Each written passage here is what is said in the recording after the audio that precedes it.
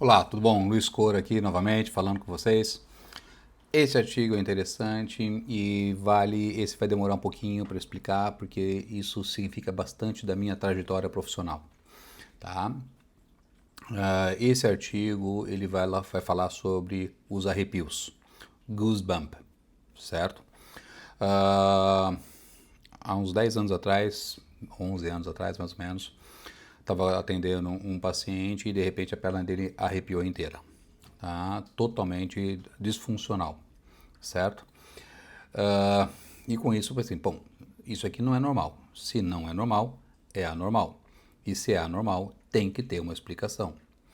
E aí eu comecei a perseguir e procurar os mecanismos que provocavam este arrepio disfuncional, né? E me deparei com um núcleo noradrenalina no cérebro, que chama locus ceruleus, tá?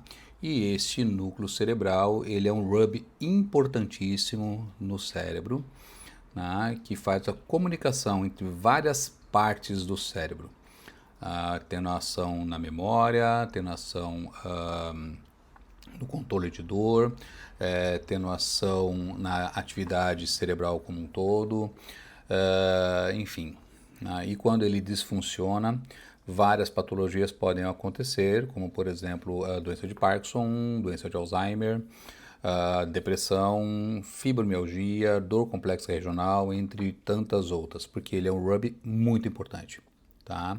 Esse núcleo é extremamente relevante quando ele está funcionando e quando ele está disfuncionado, certo?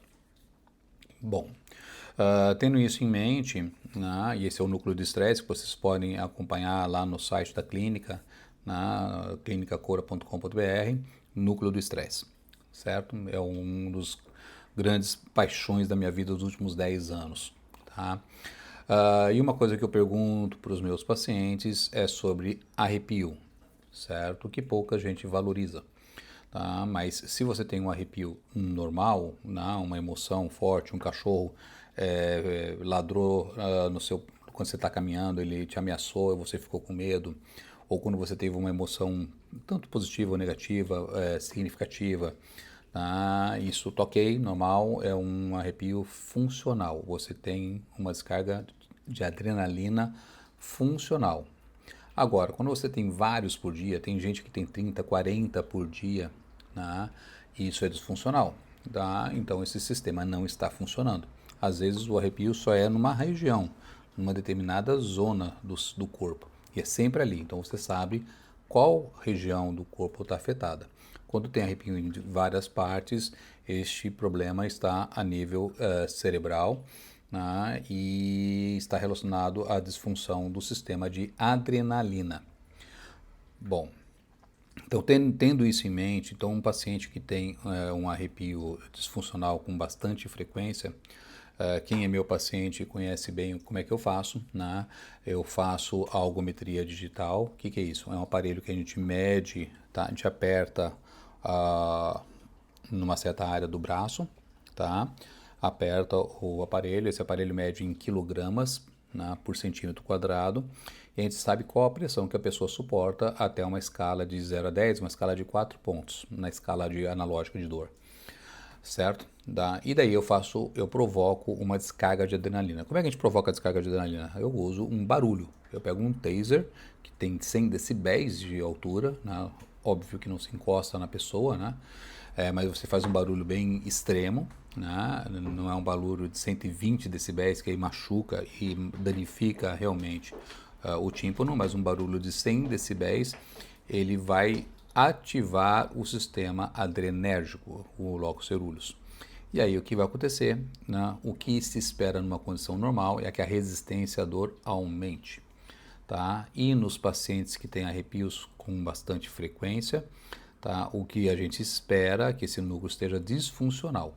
E quando esse núcleo fica disfuncional, a pessoa tem uma baixa da resistência à dor. E aí a gente escolhe a medicação, tá? Independente, por exemplo, da fibromialgia, tá? Eu escolho a primeira linha de medicação, tá? É a linha de medicação que são medicações anti-adrenalina, que tem ação anti-adrenalina. Por quê? O pelo tá, tem receptores de adrenalina. O músculo eretor do pelo tem receptores de adrenalina, receptores alfa-1. Né? E se a gente usa ele como marcador, a gente tem a medida mostrando que esse núcleo está disfuncionado, eu escolho alguma medicação que tem ação anti-alfa-1, como os antidepressivos tricíclicos, amitriptilina, nortriptilina, imipramina, tá? A mirtazapina, por exemplo, um outro antidepressivo que tem uma ação anti-alfa-1. Tá? A quetiapina, que é um antipsicótico, em doses baixinhas, ele tem ação anti-alfa-1, por isso que é indicado para dormir. A própria trazodona, né, também tem um pouco de ação anti-alfa-1. Enfim, aí você usa o alvo certinho. Tá? E aí você aumenta muito a taxa de acerto, a taxa de resposta e a taxa de adesão do paciente ao tratamento. Certo? Então é bem importante. Esse é um dos artigos mais interessantes, porque é difícil encontrar artigos que falam sobre goosebump, sobre os arrepios, porque o pessoal não valoriza. Se você olhar lá nos idos de 1890, 1895, Charles Darwin, no segundo livro dele, falando sobre as emoções, ele já descrevia a piloereção, e falava categoricamente que tinha que ter uma explicação. Ele não sabia, mas que essa piloereção tinha que ter um ganho evolutivo, porque os animais, gatos, cachorros, enfim, eles têm a ereção de pelos. Tá? E nesse artigo dá para você entender isso aí com bastante facilidade. Sugiro que assistam o vídeo e leiam, assistam o podcast, que o podcast está bem legal, tá? Tem umas novidades bem interessantes, aqui é mais aprofundado. Tá? E esse raciocínio da atividade simpática disfuncional, tá? Ele norteia grande parte do meu raciocínio clínico, certo? Porque é o que eu estudo a atividade de adrenalina, tá? E se ela está funcionando ou não, beleza? Esse é um presente para vocês, muito legal, aproveitem. Valeu, um abraço! Sabe aquela sensação esquisita na pele quando a gente sente frio ou fica com medo? O famoso arrepio? Pois é, e se eu te dissesse que esse reflexo que parece tão antigo e quase sem utilidade hoje em dia, na verdade esconde um segredo incrível sobre a capacidade do nosso corpo de se regenerar? Essa é a grande pergunta, né? Para os nossos ancestrais, que eram bem mais peludos, eriçar os pelos ajudava a criar uma camada de ar para isolar do frio. E claro, para parecer maior e mais assustador para predadores. Pra gente, parece só uma lembrancinha da evolução. Mas acontece que a ciência descobriu uma função completamente nova e fascinante para isso. Então, para a gente entender essa novidade, primeiro a gente precisa relembrar o básico. A explicação de livro didático para o arrepio está ligada à nossa resposta de luta ou fuga. É aquele mecanismo que o nosso sistema nervoso simpático dispara quando a gente enfrenta um estresse agudo, tipo um susto ou um frio repentino. E a chave de tudo está nessa estrutura que a gente vê aí, que os cientistas chamam de unidade de 3 linhagens. É um trio que trabalha em perfeita sintonia. A gente tem o nervo simpático, que é como se fosse o fio elétrico, o músculo eretor do pelo, que é um músculo minúsculo que faz a força, e o folículo piloso, de onde o pelo cresce. O processo todo é super rápido e direto. O cérebro percebe a ameaça, por exemplo, o frio. Na hora, o sistema nervoso simpático manda um sinal. Esse sinal libera norepinefrina, que vai agir direto no músculo eretor do pelo. O músculo contrai e, pronto, o pelo fica em pé, causando arrepio. Uma resposta clássica e super eficiente. E por muito, muito tempo, todo mundo achou que a história acabava aí. Mas, na verdade, esse reflexo instantâneo é só o primeiro capítulo de uma história muito maior. Uma história sobre regeneração. Então, o ponto de virada aqui é a duração do estímulo. A resposta de luta ou fuga é para aquele choque de frio, sabe? O momento. Mas e se o corpo fica exposto ao frio por mais tempo? Acontece que o mesmo sistema entra em ação, só que com um objetivo totalmente diferente.